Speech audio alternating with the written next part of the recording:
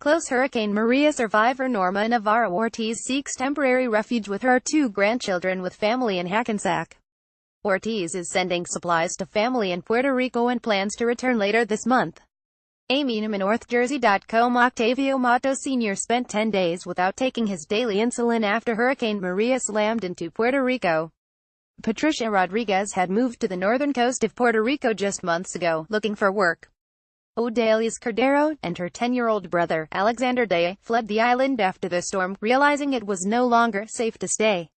All have wound up in New Jersey, part of a continuing and growing exodus from Puerto Rico and the U.S. Virgin Islands, territories devastated by consecutive powerful hurricanes that toppled buildings, uprooted trees, and killed at least 48 people. Much of Puerto Rico remains without power, clean water and easy access to supplies, forcing many to make the difficult decision to abandon the Caribbean island for the mainland. Damaged homes and trees stripped of their leaves are seen throughout Yabucoa, Puerto Rico 11 days after Hurricane Maria struck the island, October 2, 2017. Photo Carrie Cochran, The Inquirer. By 8 days leading up to us leaving there was a lot of crying going on around my house, recounted Cordero, 19, who is now living with a cousin in Hudson County. Both of my parents are police officers and they were working 12 hours a day, she said. There was not a lot of food and we were eating bread all day and a lot of canned sausages, and they could see nothing was getting better, people were dying in the hospital. It was just a horrible environment to be in, Cordero said, adding that she doesn't know when she and her brother will be reunited with their parents, and they decided to send my brother away and me with him. Puerto Rican Gov. Ricardo Rossello, who visited with President Trump and members of Congress Thursday to ask for $4 billion in aid, has said that without immediate help from the U.S. government to rebuild the island, there will be a mass exodus to the mainland of the United States. Puerto Rico has 3.4 million residents. Help to the island, especially in mountainous isolated places, has taken weeks to arrive. Several hospitals continue to run on generators, and a majority of the island's public schools remain closed, some still serving as shelters for displaced families. According to news reports, New Jersey has the 3rd largest Puerto Rican population in the country, trailing Florida and New York, and had seen those citizens increase in recent years due to the island's economic crisis.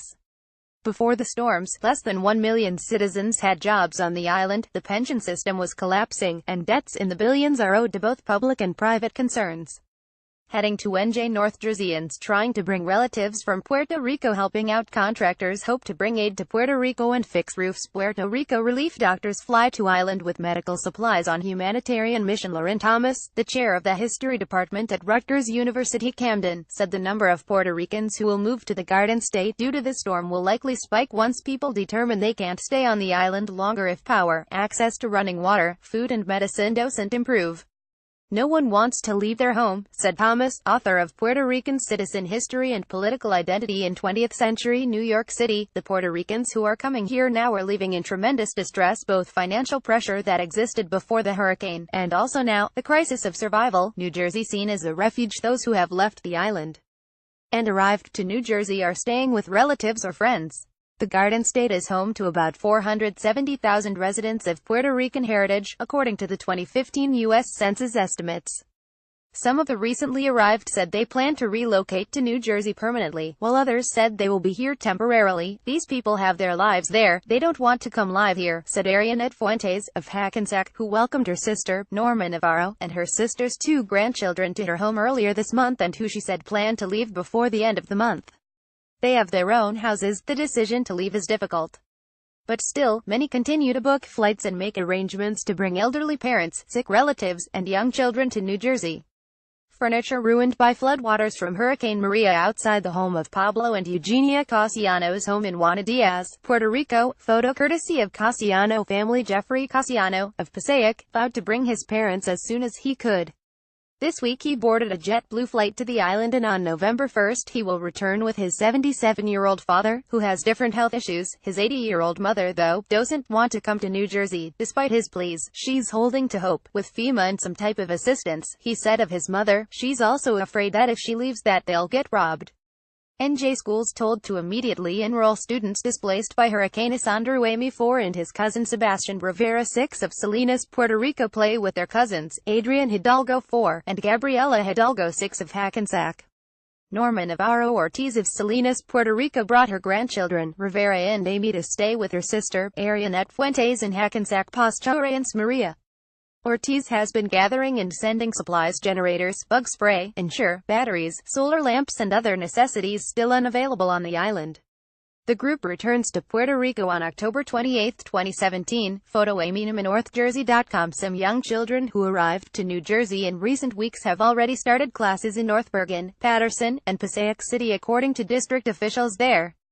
Several have come from Puerto Rico, but Passaic and North Bergen schools have also enrolled students from Texas and Florida after Hurricane Harvey caused massive flooding in Houston, and Hurricane Irma did the same in southern Florida. The New Jersey Department of Education issued a memo earlier this month relating to the enrollment of students displaced by recent hurricanes and reminded school district officials that students who lack a fixed, regular, and adequate nighttime residence are considered homeless and are eligible for services.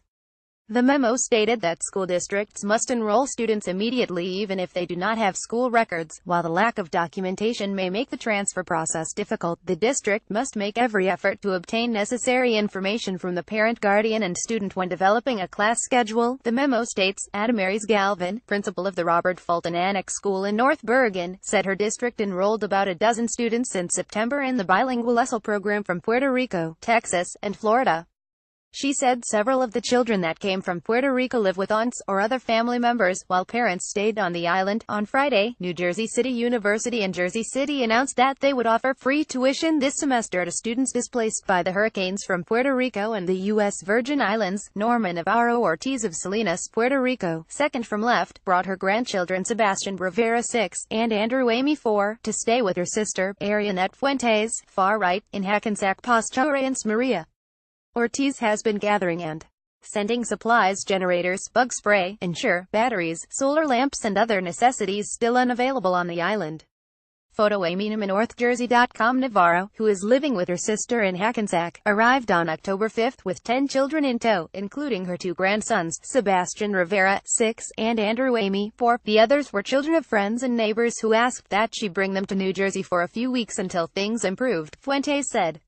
Fuentes said her sister and all the children will return to Puerto Rico. Navarro said if the situation on the island doesn't improve in coming weeks, then she will ask her son and daughter permission to bring the young boys back and enroll them in school here. But she said she's hopeful that the boys will be soon able to return to their school in Puerto Rico. Cousins Sebastian Rivera 6, and Andrew Amy 4, of Salinas, Puerto Rico, are staying with their aunt Arianet Fuentes in Hackensack Pastorance Maria.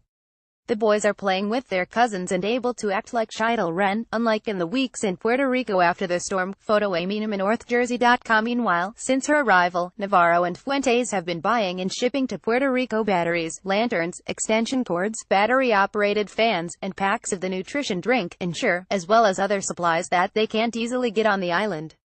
They have also bought generators that they sent via UPS in the hopes that the items will be there when Navarro returns. That is the only thing we feel that we can do here to help, said Fuentes, a teacher in Passaic. Odaliz Cordero, and brother Alexander Dea. Cordero said she has no plans to register her younger brother Alexander Dea in public schools in New Jersey.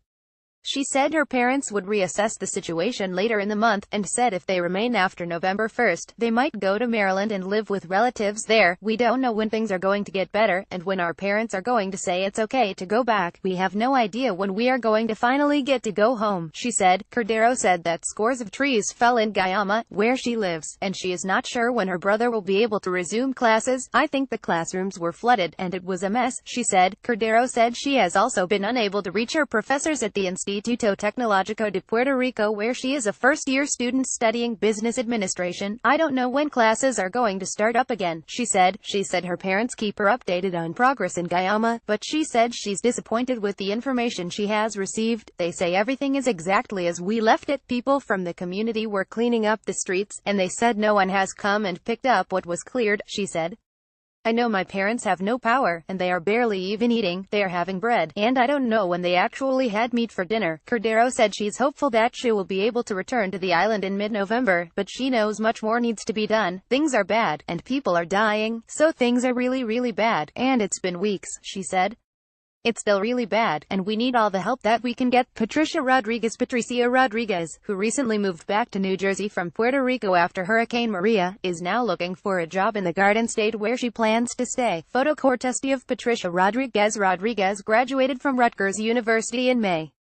and went back to Puerto Rico, where she had hoped to land a job and be able to rent an apartment in Viejo San Juan or Santurce, a town that in recent years has attracted young professionals.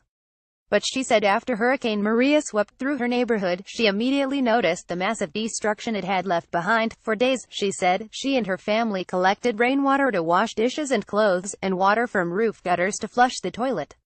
She recalled a time when her mother spent an hour online just to get into a Costco. She boarded a plane with her sister and grandparents on October 4th, she said, and now she is looking for work in New Jersey. She is living with college friends, while her grandparents and sister are in Maryland with family there. She said her grandfather, who has a law practice, and grandmother want to return to the island in a few weeks. Right now I just need any job to keep me in New Jersey, said Rodriguez, who currently works as a volunteer with Undocu Jersey.